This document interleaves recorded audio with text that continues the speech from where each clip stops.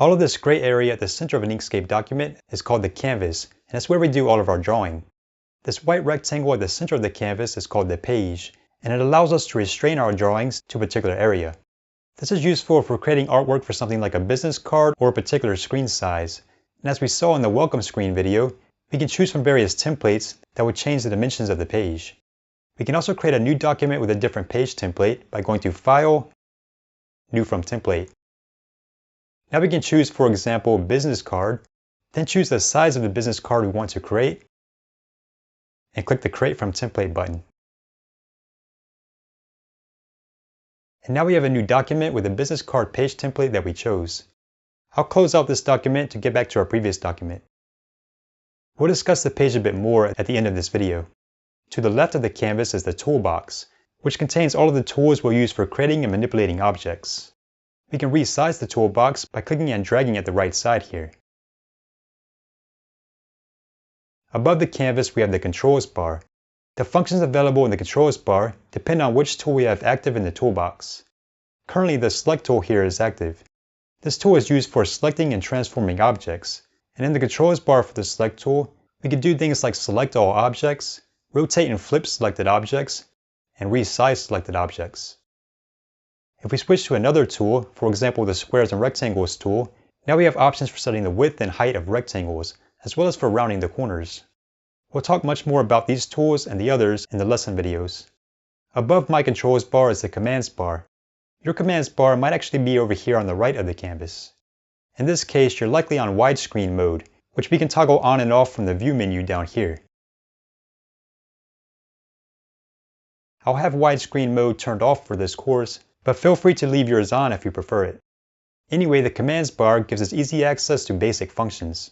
For example, we can create new documents, open existing documents, save our current document, print, import images into our document, and export our drawings. The main difference between saving and exporting is that saving is mostly used for saving our entire Inkscape document to the SVG file format, which we can reopen in Inkscape later and continue where we left off. And exporting is mainly used for converting our drawings into image file formats like PNG and JPG that can be used outside of Inkscape. At the very end of this course, we'll have an entire video about exporting our drawings.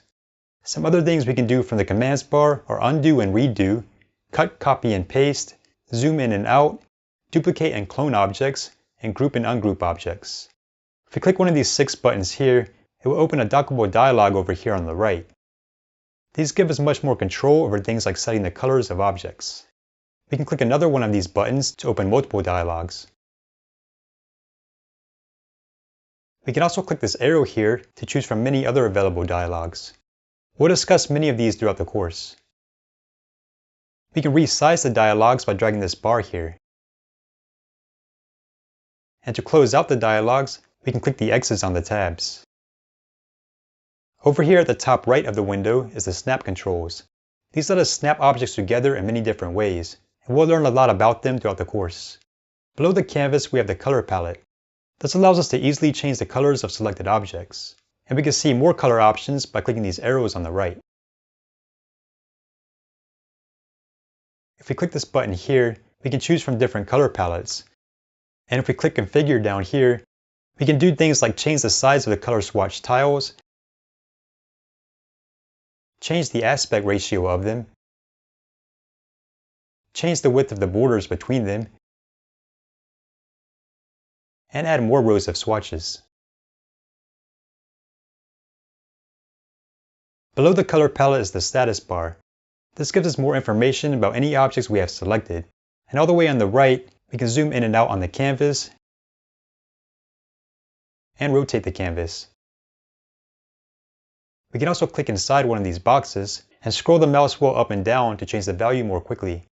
Some other ways to zoom are to press the plus and minus keys, hold Control and scroll the mouse wheel, which will zoom in and out around the cursor. Or we can use the zoom tool, which is located here near the bottom of the toolbox and has the keyboard shortcut Z. With the zoom tool, we can left click to zoom into the point under the cursor, or right click to zoom out. We can also click and drag over an area to zoom into that area, or if we do this while holding Shift, it will zoom out. We also now have some more options in the controls bar for zooming.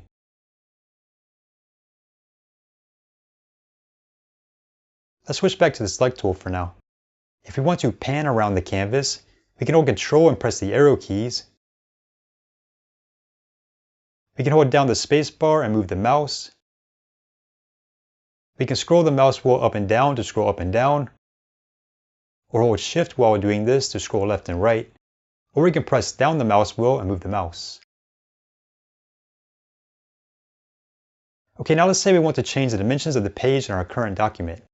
One way to do this is through the Document Properties dialog, which we can open either by clicking this button in the Commands bar or by going to File, Document Properties. In the Display tab, we can choose a particular page format from this list here, or we can use a custom size for the page. We can also change the orientation of the page. On the right side, we can change the display units that the canvas uses. This will change the display units on the rulers at the left and top of the canvas. 0.00 on the rulers is at the top left corner of the page. I'll leave my display units on millimeters. These buttons here let us change the colors of the page and canvas. With the first one, we can change the background color of the page. This bottom bar here is the alpha channel, which controls the transparency of the color. It's on 0 by default, which means that when we print or export any drawings that are on the page's background color will be considered transparent and won't show up in the print or the exported image. If we raise this up, however, the page's background color will show up. Let's leave it on 0 for this course. I'll also set the color back to white.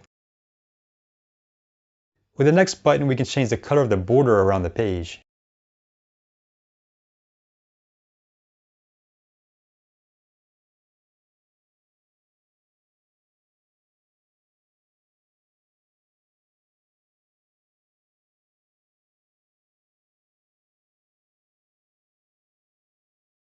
And with the last button, labeled Desk, we can change the color of the canvas.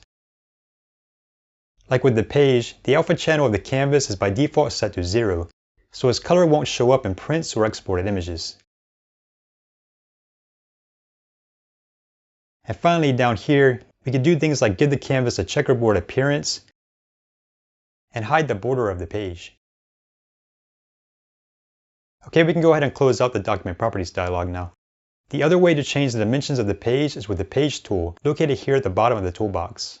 With the Page tool, we can drag these boxes at the corners of the page to resize it. We can also change the dimensions by choosing a particular format up here in the controls bar. We can actually also create multiple pages using the Page tool, either by clicking this plus button in the controls bar, or by clicking and dragging on the canvas. We can also move pages around. And if we have a page selected, we can delete it by pressing the Delete key. Okay, I think that should do it for an overview of the interface. Now we're ready to start drawing. See you in the next video.